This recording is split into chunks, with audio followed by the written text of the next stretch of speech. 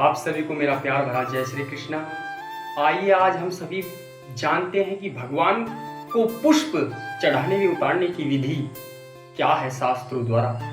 तो चले आओ शुरू करते हैं। पुष्पे देवार प्रसिदन्ति पुष्पे देवाश्च संस्थिता न रत्नर्ण सुवर्ण न च भूरिना तथा प्रसाद मायति यथा पुष्पे जनार्दन। अर्थात देवताओं का नित्यवास पुष्पों में माना जाता है। आप चाहें सोना चांदी रत्न कुछ भी अर्पण कर दीजिए, यदि आपने पुष्प फूल अर्पण नहीं किया तो सब कुछ बेकार है। भगवान कृष्ण ने गीता में कहा है कि जो भी मुझे प्रेम भाव से पुष्प फल पत्र आदि अर्पण करता है उसे मैं बड़े प्रेम से स्वीकार करता हूँ। पुष्प भगवान को कैसे अर्पण करे, कैसे चढ़ाए, ये जानिए।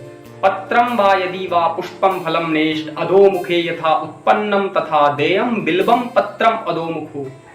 अर्थात कोई भी पुष्प कोई भी फल भगवान को अर्पण कर रहे हैं तो जिस साइड से फल या फूल वृक्ष पर लगता है उसी साइड से भगवान को अर्पण करना चाहिए।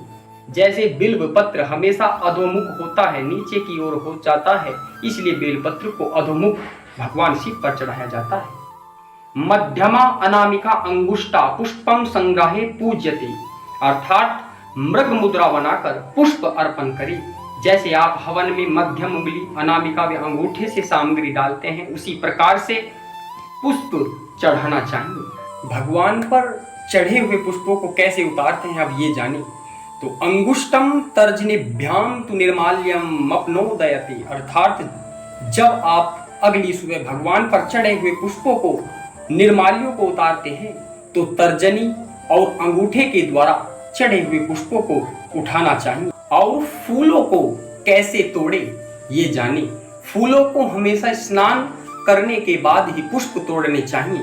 फूल तोड़ते समय ओम वरुणाय नमः, ओम व्योममय नमः, ओम पृथ्व्यै नमः इन मंत्रों के साथ तोड़ने चाहिए।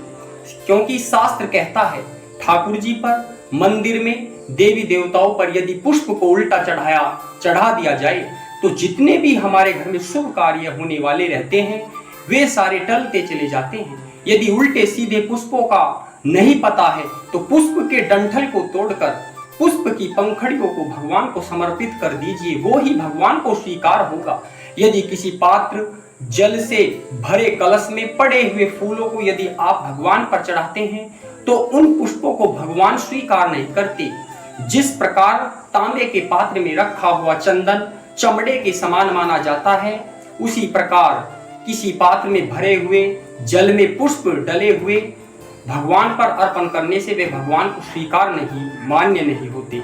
इसलिए आपको पुष्प नहा धोकर मंत्रों द्वारा उसी प्रकार से भगवान को श्रद्धा भावों के द्वारा अर्पित करना चाहिए। जिस साइड से फल या फूल लगता है उसी साइड से हमें भगवान को अर्पित करना चाहिए। धन्यवाद। तो आज हमने जाना कि भगवान पर पुष्प कैसे चढ़ाएं वे उतारें। यदि आप इससे संबंधित वीडियो देखना चाहते हैं तो लाइक शेयर कमेंट वे चैनल को फॉलो अवश्य करें। हरि बोल।